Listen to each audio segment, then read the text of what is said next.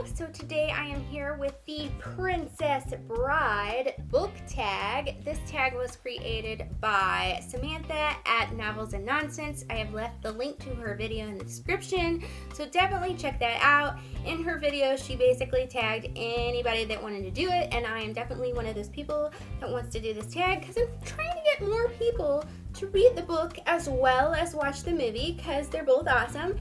Let's go on with these 10 Princess Bride related questions. So the first question is Wesley, and for this we had two options. We could either answer the question by saying what is our favorite romantic hero, or we could make up our own question. Because I was feeling uber creative, I decided to make up my own question, and for Wesley I decided to go with men who also find wearing a mask comfortable. I decided to answer with The Phantom of the Opera by Gaston Leroux, and this book is very fun and adventurous. Now, he does wear a full mask in the book as opposed to the musical because he does look a bit skull-like, and his idea of true love is definitely less honorable than Wesley's. Like, he's all about the obsession and the kidnapping and the creepifyingness. But, you know,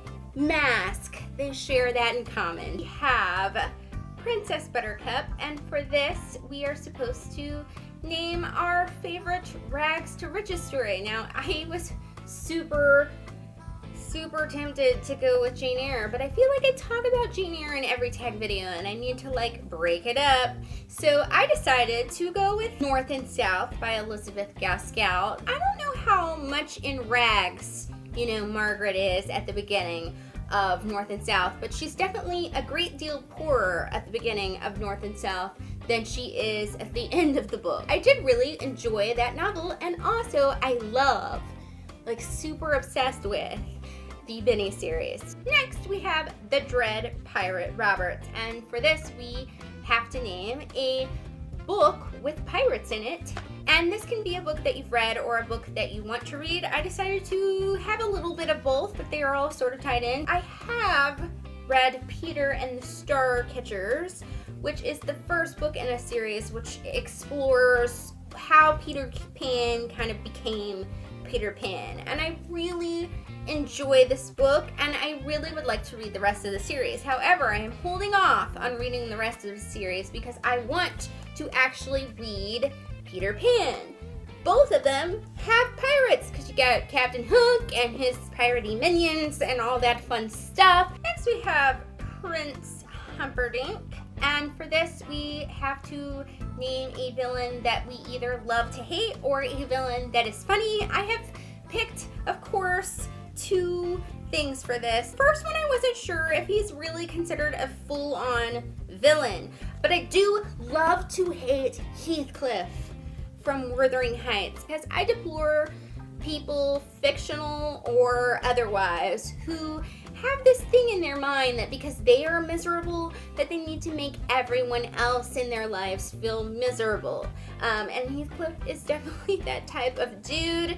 He does have his good moments. So I decided to also pick the villain that I thought in my mind was most like Humperdinck in that way that they are kind of deplorable, but they are also occasionally hilarious. And I decided to go with Red from the Looking Glass Wars trilogy, which is sort of a steampunky spin on the Alice in Wonderland story. Now I'm holding up the second book in the series because it is named Seeing Red, and she has to be extra like red and evil because she spells her name with two D's.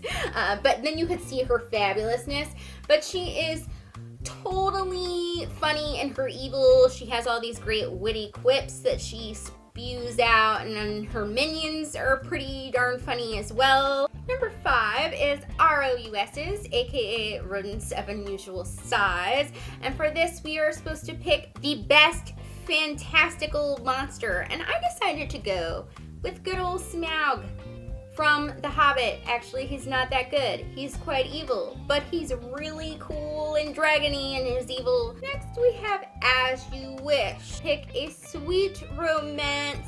Yet again, very tempted to bring up Jane Eyre and Mr. Rochester. However, I decided to go with Eleanor and Park from Eleanor and Park. Kind of a bittersweet teen romance, you know, so there's a little something extra in there. But also, I like Eleanor and Park pretty much for the same reason I like Jane Eyre and Mr. Rochester. They are both couples where they are more attracted to the person's mind and similar interests and things like that than they are to the other person being cute. Like, neither of these couples are like beautiful fashion model kind of couples, but they really do appreciate each other's, you know, souls. And I think that's really cool and nice about these couples. And I think that's what is so nice about Buttercup and Wesley. So that's why I went with one of these two, but most kind of this one. Marriage, that blessed arrangement, that dream within a dream.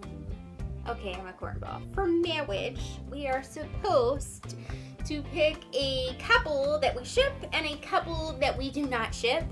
And for my couple that I ship, I decided to go with Gone with the Wind and Rhett and Scarlett. I chose this because even though this is a standalone type of book, I mean, there are some official sequels to it, but the actual author, Margaret Mitchell, only wrote one book, and their relationship is kind of left in a lurch, hanging up, because, you know, Rhett and Scarlett kind of torpedoed their own relationship, even though they do have a lot in common. I really do ship Rhett and Scarlett quite hard, because I always dream that after this book ends, that they would get back together and just sort of resolve their differences, and that's just my Gone with the Wind dream. For a couple that I do not ship, I've discussed this before. I do not get Damon and Elena. Don't care for it. Number 8 is Fezzik, Vicini, and Montoya, and for this we are supposed to pick our favorite crime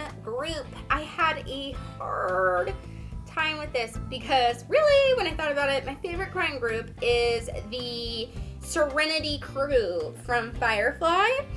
But then I remembered, there are comic books. This is the only one of the comic books that I've read. I know that there are a couple more. I need to definitely get a hold of those because there are definitely more stories that I would like to read. They're honorable criminals, which is what I like so much about them. So if you haven't watched Firefly, please go watch it if you like sci-fi, because it's awesome. And if you like Firefly, you can definitely pick up these comics. Number 9 is Inigo Montoya, and of course for this we have to pick a revenge story. I've only really read The Princess Bride and one other revenge story, and it would be Thomas Harris's Hannibal Rising. This is sort of a prequel to things like Red Dragon and Silence of the Lambs and Hannibal.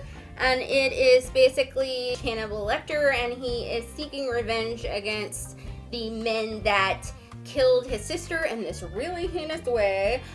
It's very dark, as you could expect from the type of book that it is, but it is a really entertaining and intriguing revenge sort of suspense story. Last question is, which do you like more, the movie or the book, or do you like both? So I am one of those people that likes both. I'm one of those people that actually owns like a book of William Goldman's screenplays, and obviously William Goldman wrote this book, so I quite think that he writes an excellent novel, and then he adapted his own novel for The Princess Bride, and he adapted the novel fabulously. I think they have differences that are very small, but I think all the differences are both good. So, you know, that's why I suggest, you know, checking out both, because they're both awesome. That was the Princess Bride book tag. I also have reviewed the illustrated edition of Princess Bride, so if you want to check that out, you can. I've left the link in the description. I will warn you that I did it in costume, and I got quite comedic with it, but if you think that might be your cup of tea, you know, check out my review of The Princess Bride as well. And that's all, folks. So I will see you next week with another video. Thank you for watching. Bye!